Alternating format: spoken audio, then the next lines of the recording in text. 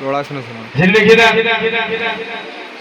মনে করেন যে বিএলও যখন আপনারা হিয়ারিং এ গিয়েছেন, বিএলও আপনাদের ডেকে পাঠায় না, মানে স্কুল মাস্টার যারা হয়েছে বিএলও, লক্ষ্য করে দেখবেন, ধরেন আপনার নাম কি?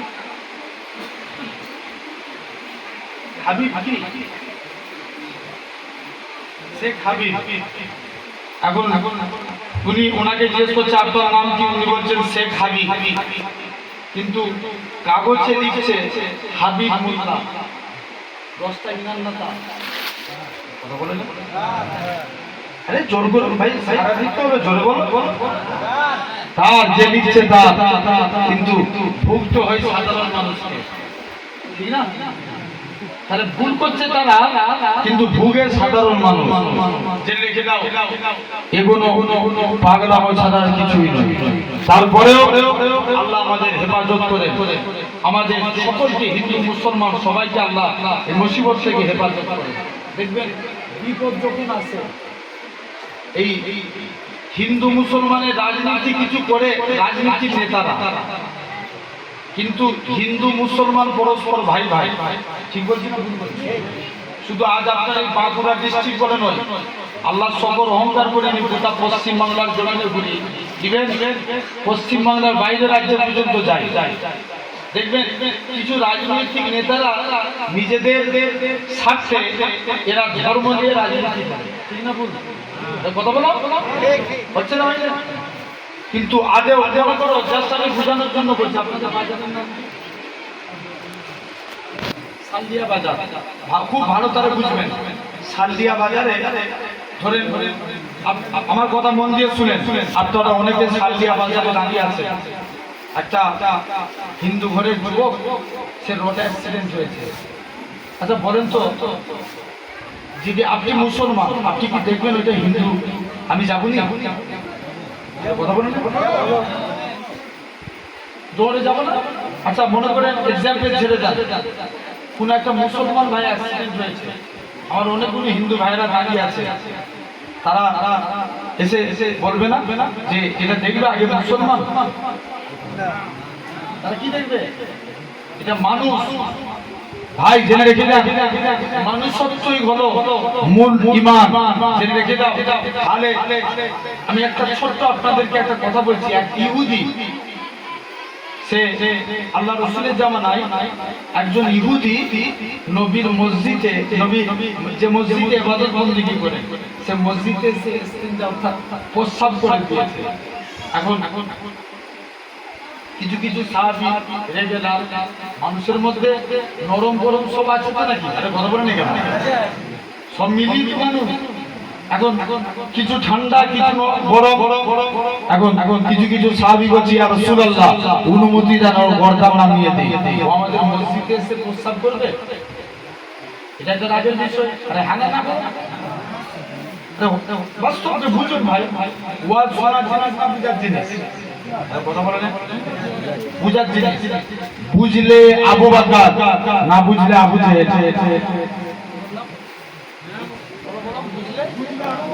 আর না বুঝলে আবু জেহেল। আমরা কার দলে থাকবো? আবু বকরের দলে কারা কারা হাত তুলে দেখাও তো দেখি, তাকবীর দাও, নারে তাকবীর, আল্লাহু আকবার।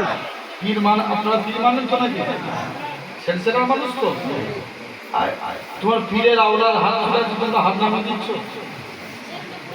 তাকবীর দেন, নারে তাকবীর, আল্লাহু আকবার, আলহামদুলিল্লাহ, হাত নামান। এই যে হাত হামলা মেটা দেখলো কে? আল্লাহ। সব দিয়ার মালিক কে? আল্লাহ।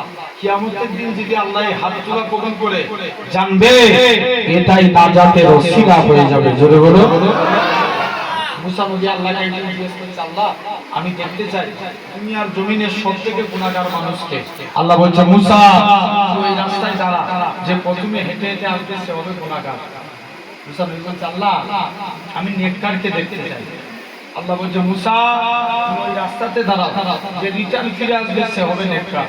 মুসা নবী কনফিউজ, একই লোক, যাবার সময় গুনাহগার, আসবার সময় বলো বলো বলো নেককার। মনে করে এখান থেকে একটা মানুষ যাওয়ার সময় কালো, আসবার সময় ফর্সা, সাধারণ মানুষ কনফিউজ হবে না? মুসলমান কনফিউজ, আল্লাহ এটা কেমন করে সম্ভব? মুসলমান ঘরের ছেলে মেয়েরা, তরুণেরা, হে বাবুরা যারা মানুষেরা শুনে রেখে দেন, আমার আল্লাহ জানিয়ে দেয়, হে আমার কালিমুল্লাহ, হে আমার নবী মুসা, ওই বান্দাটা যখন রাস্তা দিয়ে হেঁটে হেঁটে যাচ্ছিল, তার ছেলেখানা বলতে লাগে, আব্বা জান দুনিয়া বড় না প্রথম আসমান বড়? বাপ কানা জবাব দেয়, বাবা ছেলে দুনিয়া থেকে প্রথম আসমান বড়। ছেলে আবারও বলে, ও জনমদাতা বাপ, প্রথম আসমান বড় না দ্বিতীয় আসমান? দ্বিতীয় আসমান বড়। দ্বিতীয় আসমান বড় না তৃতীয় আসমান? তৃতীয় আসমান বড়। এরকম ভাবে 7 তবক আসমান বড়। ছেলে আবারও বলে, ও জনমদাতা বাপ, 7 তবক আসমানের থেকে কি বড়? বাপ কানা জবাব দেয়, বাবা ছেলে 7 তবক আসমানের থেকে আমি তো আব্বা আমার গুনাহখানা বড়। ছেলে আবারও বলে, ও জনমদাতা বাপ, আপনার গুনাহ থেকে কি বড়? বাপ কানা জবাব দেয়, বাবা ছেলে আমার গুনাহ থেকে আমার আল্লাহ পাকের দয়া, আল্লাহর রহমত খানা বড়। এই জওয়ান যুবকের আমার আল্লাহ জানিয়ে দেয়, হে আমার কালিমুল্লাহ, হে আমার নবী মুসা, আমি আল্লাহ পাক তার এতটুকু কথাকে কবুল করে নিয়েছি। আমি আল্লাহ কবুল করে নিয়ে আমার বান্দাটার জীবনের পাখার পাখার গুনাহটাকে আমি আল্লাহ ক্ষমা করে দিয়েছি। কে মাফ করেছে? তাহলে আল্লাহ হাত তুলেছে, আল্লাহ তোমায় আমি মাফ করতে পারে না? পারে। তাহলে মানুষের মধ্যেও নরম গরম আছে, সাহাবীদের মধ্যেও নরম গরম আছে। কিছু সাহাবী বলছে, হুজুর অনুমতি দেন। নবী বলছে, বাবা সে তো একটুখানি প্রস্রাব করে দিয়েছে, একটু প্রস্রাব করলেও তোমাকে পাক করার জন্য এই মসজিদের জায়গাটা দিতে হবে। না বলো বলো, তাই তাকে পরিপূর্ণ প্রস্রাব করতে দাও, অর্থাৎ প্রস্রাব ফিরাতে তাকে কষ্ট দিও না। শুনছেন? তাহলে এই মানুষত্ব, অর্থাৎ যেটা একজন মানুষ হিসাবে মানুষের বিপদে পাশে দাঁড়ানো, এটাই তো প্রকৃত ইমানদারের কাজ, ঠিক না?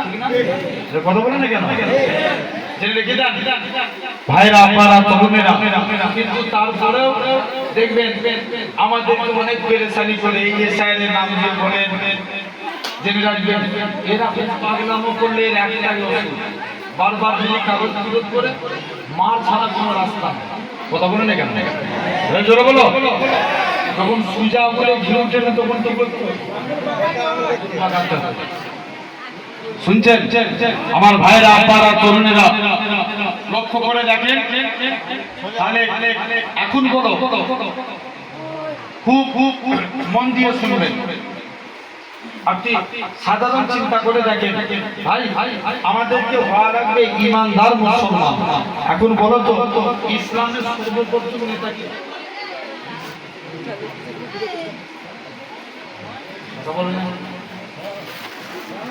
জানা নাই? হযরত মুহাম্মদ, সকলে বলি সাল্লাল্লাহু আলাইহি ওয়াসাল্লাম। ইসলামের প্রথম খলিফা আবু বকর। ইয়েস, আবু বকর। এই তো একটু শিখতে হবে না? দ্বিতীয় খলিফা কে? হযরত ওমর ফারুক। তৃতীয় খলিফা হযরত উসমান গনি। কে? উসমান গনি। ইহুদিরা দেখলো মুসলমানদেরকে আলাদা করতে হবে, তাই আবু বকর ওমর হুজুরের বিরুদ্ধে গেল, কেউ মাথা ছোটা দিয়ে দাঁড়াতে পারলো না। আমার চ্যানেলটা আছে না, ইয়ামান থেকে একটা ইহুদি বার হলো, যার নাম ছিল আব্দুল্লাহ বিন সাবা। শুনছো কি নাম বললাম? আব্দুল্লাহ বিন সাবা। তিনি উসমানের বিরুদ্ধে গেলে উসমানের কাছে যে ইমানের কলিমা পড়ে মুসলমান হলেন, মাথায় টুপি, মুখে দাড়ি, গায়ে জুব্বা, আসলেই সেই ইহুদি। এখন বলো, টুপি মাথায় দিবি কি মুসলমান? জোর করে বলো না।